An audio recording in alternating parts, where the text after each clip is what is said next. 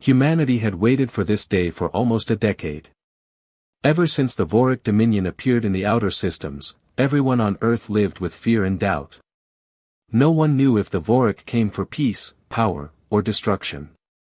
Some leaders believed the aliens only wanted resources. Others feared the Vorik wanted to control every world they saw. But in the middle of all this confusion, Earth still tried to be peaceful. Ambassador Leon Hale was known as the calmest man in the United Earth Alliance. He had negotiated peace between nations that once hated each other. He believed that the universe did not need war to understand humans. He always said the same line, "If we speak with respect, we will receive respect." So when the Vorik finally agreed to a diplomatic meeting, humanity chose him. The entire world watched as he stepped onto the small shuttle in his white diplomatic uniform. The cameras zoomed in on his quiet smile. His voice was steady. He said he believed in peace, even if others did not. He said he would represent humanity with honor. Many people around Earth cried that day, because hope felt real. When the shuttle left Earth's orbit, everyone held their breath. The Vorik flagship was massive, 5 times the size of any human battleship.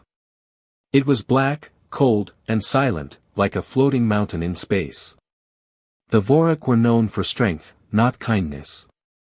But they had agreed to the meeting. That alone felt like a miracle. When Ambassador Hale entered their ship, the last thing he said was, "I will return with good news." After that, the connection went silent. The Vorik shut down all communication channels. They said it was part of their process. They told Earth to wait. So humanity waited, for hours, then for days. Every news channel, every radio, every screen on Earth talked only about one thing, the envoy. People did not sleep. Children asked their parents if peace was coming. Soldiers hoped they would not have to go to war. Scientists held their breath, believing that the ambassador's calm words might change everything. Humanity stood on a thin line between future and destruction. But as more time passed, the silence grew heavier. Even the United Earth Council began to feel worried. The Vorik had a cold history. They never respected the weak. They believed only in strength. If they saw kindness, they sometimes saw weakness. And if they saw weakness, they crushed it. Still, Earth hoped. Until the Vorik sent a message. It arrived without sound, without emotion, without warning. A single transmission, a cargo pod, drifting from the Vorik flagship. At first, people thought it carried documents or peace terms. The world gathered once again. Everyone expected the doors to open to something good, something hopeful. The pod landed on Earth's orbit station. Technicians approached it slowly. The room was silent. Even breath was loud. The metal door hissed open. Inside, lay Ambassador Leon Hale. Or what was left of him. There were no words for what the Vorik had done to him. His uniform was torn, his body broken. The injuries told a clear story, he had been tortured. Not quickly. Not in anger. But slowly, with cold intention. The wounds showed the Vorik wanted to send a message. A message written in pain. When the image reached Earth, people screamed. Mothers covered their children's eyes. Soldiers clenched their fists. The council collapsed in shock. And the entire planet went completely silent. For the first time in history, humans did not argue. They did not blame each other. They did not fight among themselves. Instead, they felt one emotion, one powerful storm inside every heart. Not fear. Not confusion. But something deeper. Something older. Humans had come from fire, storms, and survival. Their story was written in struggle. And when someone hurt one of their own, something inside humanity awakened. Something that slept until moments like this. Humanity did not break. Humanity hardened. Across Earth, across colonies on Mars and Europa, across every space station and outpost, people stood up at the same moment. They looked at the broken body of the man who carried their hope, and they felt a heat rise inside their chests. The Vorik thought they sent a warning. They did not understand what a warning meant to humans. Human engineers ran toward their labs. Commanders returned to their bases. Pilots prepared their ships. Families hugged each other with tears but also with fire in their eyes. Humanity had asked for peace. They had bent over backward to avoid war. But the Vorik had made their choice. They had rejected humanity's kindness and answered with cruelty. They believed humans would kneel. They believed humans would surrender. They believed this broken envoy would end Earth's spirit. They were wrong. Very wrong. In the silence of the council chamber, the Earth commander finally spoke. His voice was low, steady, sharp. They wanted us to fear them, he said. They wanted us to fall. He looked at the image again. Instead, they have united us. And at that moment, the galaxy changed forever. Humanity would no longer wait. Humanity would answer. The narrator ends the hook with one final line. That day, the stars watched humanity wake up, angry, united, and unstoppable. Far below the council tower, deep inside Earth's military zones, ancient doors began to open. Massive hangars that had been sealed for decades shook as their locks disengaged. Inside were projects that were never meant to be seen by the galaxy. Project Iron Dawn, a defense plan so powerful it had been shut down because governments feared it. Project Horizon, a secret engine design capable of outrunning any known alien ship. Project Tyrant, Earth's first experimental railgun battleship, one so strong that its test shot had carved a canyon through an asteroid. All these projects came alive again. Scientists who once worked quietly now moved with fierce urgency. They checked engines, activated shields, and welded plates of armor thicker than city walls. The military factories began to hum louder than any city on Earth. Sparks flew. Metal clanged. Workers wiped sweat from their brows and pushed harder, faster, stronger. Humanity was preparing for something the galaxy did not expect. In Mars Colony 12, Commander Rhea Kessler trained her soldiers. Her voice was sharp, her movements strict. She told the troops, "You are not fighting for glory. You are fighting for the man who carried our hope and was killed for it." The soldiers repeated her words like a vow. Even ordinary people joined the mission. Farmers donated fuel reserves. Miners offered rare metals needed for ship armor. Engineers volunteered to leave their families and board warships. Mothers hugged their sons and daughters, knowing they were sending them into danger but unable to stop them. Humanity had become something the galaxy feared, united with purpose. Meanwhile, in the outer system, human scouts watched the Vorik border. The Vorik ships moved slowly, arrogant and careless. They believed they had already broken Earth. They believed humans were too emotional, too fragile, too desperate to resist. Their commanders joked about the envoy. They believed the message had worked. They had no idea what was coming. Back on Earth, Commander Eric met with the Science Division. Dr. Marin Voss, an older scientist with trembling hands, activated a hologram displaying a massive ship blueprint. The room glowed blue with its shape. "This," she said softly, "is the HMS Vindicator." The name alone gave chills. The Vindicator was not a warship. It was a symbol. A nightmare for enemies.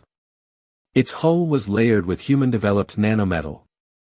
Its railgun was capable of firing a projectile at a speed so fast, it blurred through reality. Its shield system was designed using old alien tech humans had recovered long ago, but improved to be 10 times stronger. Commander Eric looked at the blueprint with steady eyes. "When will it be ready?" Dr. Voss took a deep breath. It was ready the moment the envoy died. A heavy silence filled the room. "Then launch it," Eric ordered. Across Earth, news spread like lightning, "The Vindicator is rising." People cheered for the first time since the Envoy's death. Children climbed their rooftops and waved light sticks at the sky. Engineers cried with pride as the ship left its metal cradle. Every colony in the Human Alliance broadcast the launch. The engines lit the night sky like a new sun. It was not just a ship. It was a promise. A promise that humanity would not kneel. A promise that the Envoy would not be forgotten.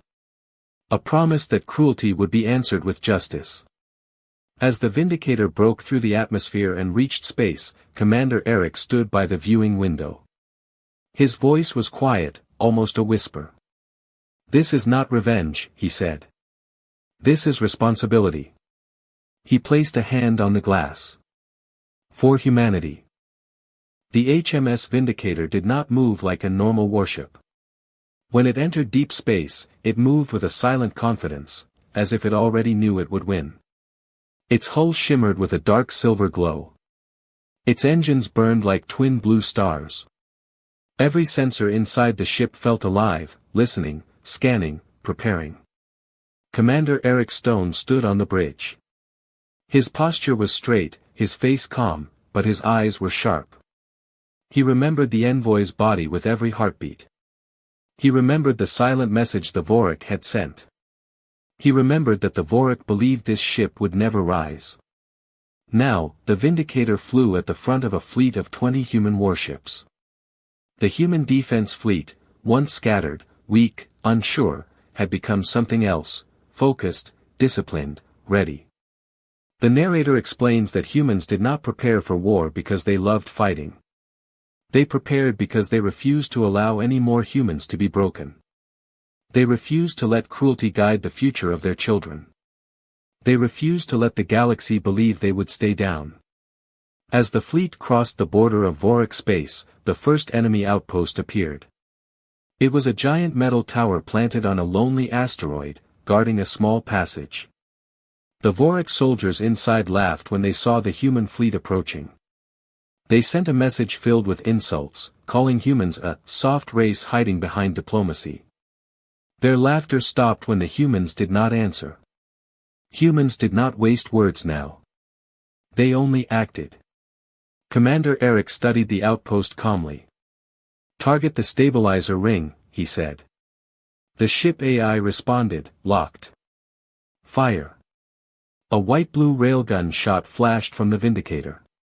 It traveled so fast that space itself seemed to bend around it. The stabilizer ring, made from heavy Vorik alloy, exploded instantly. The outpost lost balance and broke apart. A second shot sliced through the command center. The entire outpost collapsed in silence. The Vorik had expected a warning shot. They did not expect an execution. When the Vorik Empire received news of the destroyed outpost, their leaders did not feel fear. They felt insulted. They had always seen humans as weak. They believed the Envoy's torture would break Earth. They believed humans would beg for forgiveness. They were wrong, and they learned that mistake too late. The Vorik High Warlord slammed his fist onto his throne. "Send the first strike fleet," he ordered. "Teach them the real meaning of fear." But fear did not belong to humanity anymore. Hours later, the first Vorik fleet arrived. Their ships were dark green, covered in spikes and heavy armor. They carried weapons powerful enough to melt cities. They arrived in tight formation, blocking the humans' path like a steel wall. Commander Eric's officers tensed. But Eric didn't blink. "They are moving into slow formation," his second-in-command said. "They believe they can scare us." Eric watched the enemy ships on the screen. "Good," he said softly. "Then they are not ready." The humans did not wait for the Vorik to speak. They had learned that words were useless with monsters. The Vindicator fired its railgun again, one single shot that ripped through the lead Vorik cruiser. The alien ship burst into flames. Shockwaves of panic spread through the Vorik fleet. They had never seen a human weapon tear through their strongest armor. The Vorik returned fire immediately. 12 plasma cannons shot at the Vindicator. The blasts were bright, violent, deadly. But the human shields absorbed them like soft rain against a window. The Vindicator's shield glowed for a second, then held strong. "Shield stable," the AI said. A quiet smile touched Eric's lips. "Return fire." The human fleet unleashed everything: railguns, ion cannons, missile storms. The Vorik ships shook under the unexpected assault. Their formations broke. Their lines collapsed. Their commanders shouted orders, but fear had already taken hold. Humans fought like a single living creature. Their ships moved with precision and purpose. Their weapons struck only where they needed to. They wasted no time, no shots, no chances. The Vorik fired again, harder, faster, desperate. But nothing they did worked. Every strike bounced off the Vindicator. Every weapon failed. Every defense broke. In a matter of minutes, the first Vorik fleet was torn apart. Some ships exploded. Some lost power and drifted helplessly. Some tried to escape, but the human warships hunted them down. The galaxy had always believed humans were emotional, dramatic, chaotic. But now, humanity fought with cold, controlled strength, strength born from unity, not rage. When the battle ended, the Vorik survivors sent one final transmission. Their commander's face appeared on the screen, shaking with disbelief. What are you?" the Vorik asked. Commander Eric stepped forward. His voice was quiet and calm, more terrifying than any scream. "We are the race that asked for peace," he said. "And you answered with cruelty. Now we answer back." The Vorik commander stared in horror. Eric's eyes stayed on him. "This is only the beginning. Stand down before we reach your capital." The transmission ended. As the human fleet moved deeper into Vorik space, the narrator speaks with a steady tone. The galaxy learned something that day. Humans do not start wars, but they finish them. Part 3 ends with the Vindicator turning toward the Vorik homeworld, engines burning bright like a warning written in fire. The journey toward the Vorik capital felt different from the earlier battles. There was no cheering inside the human ships. No celebrations. No loud voices. Instead, the air felt heavy and quiet. Every soldier, every officer, every engineer understood the truth. Humanity was fighting because someone innocent had been killed for believing in peace. Ambassador Hale's face was in their minds. His calm smile. His hopeful words. His belief that the universe could be better. Now, that belief had turned into a storm, one strong enough to shake galaxies. The Vindicator led the fleet like a silent judge. Its surface glowed with the light of distant stars. Behind it, the other human warships flew in tight formation, creating a wall of silver steel stretching across the darkness.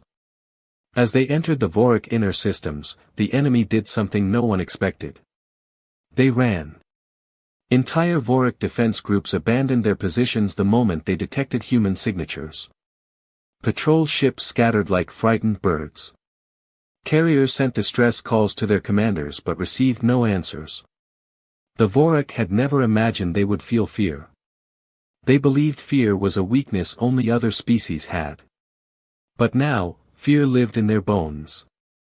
The Vorik High Council, once proud and loud, was now in chaos.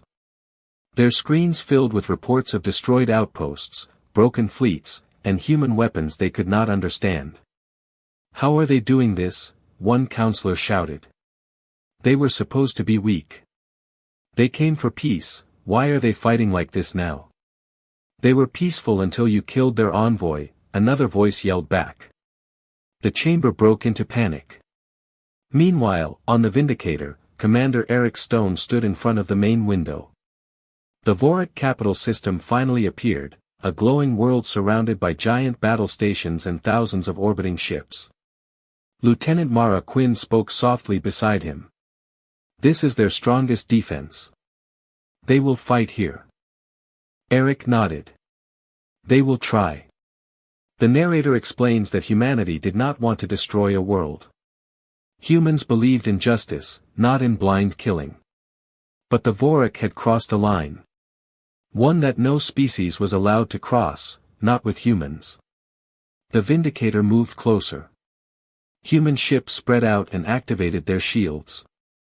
Every cannon turned toward the enemy world, waiting for Eric's command. Instead of firing, Eric opened a transmission. His voice carried through every speaker on the Vorik capital. "This is Commander Eric Stone of the Human Defense Fleet," he said. "We do not come to destroy you. We come to end your cruelty." Every Vorik stopped what they were doing. Workers froze. Soldiers hesitated. Leaders stared at each other nervously. Eric continued. "You tortured an innocent man. You sent him back to us as a threat. You believed humanity would fall. You believed we would crawl." He paused. "You believed wrong." The Vorik High Warlord finally appeared on screen.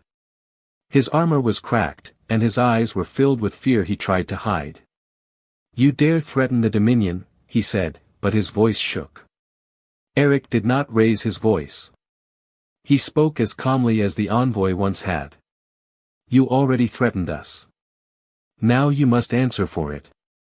Before the warlord could speak, Eric pointed a finger at the capital's main defense station. "Vindicator," he said. "Disarm it. One shot. Just one." A railgun blast from the Vindicator struck the defense station. There was a flash brighter than lightning. The entire structure, something the Vorik had spent centuries building, split in half and collapsed. The Vorik stared in horror. Eric spoke again. "We do not want your planets. We do not want your resources. We do not want your surrender." He looked straight into the warlord's eyes. "We want justice." The Vorik leaders trembled. Their hands shook. Their warships drifted without firing. "This is your only chance," Eric said. "Surrender your military command. Release all prisoners. End your cruelty forever."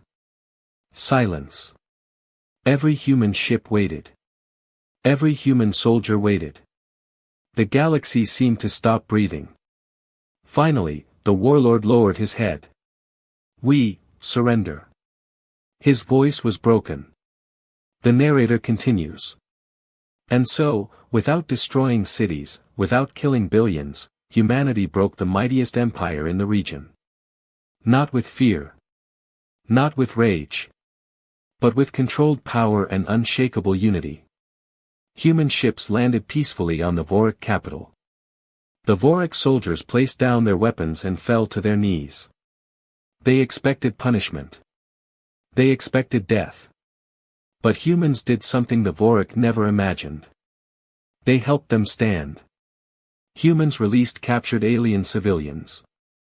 They stored their weapons, not to conquer but to prevent future cruelty. They offered medical care to the wounded Vorik. They told the Empire to rebuild, not under fear, but under order and fairness. The Vorik saw a truth that burned deeper than any weapon. Humans were powerful, because humans had hearts. Humans could destroy, but they chose not to. Humans could punish, but they chose peace again. And that, more than any ship or any gun, scared the galaxy the most. When the fleet returned to Earth, no one cheered loudly. Instead, they stood in silence and saluted the image of Ambassador Hale. His sacrifice had reminded humanity who they were. A race that wanted peace. A race that fought only when pushed. A race that would protect each other until the end of time. The narrator closes the final part with a quiet, powerful line. The galaxy learned one lesson that day: never confuse human kindness with weakness.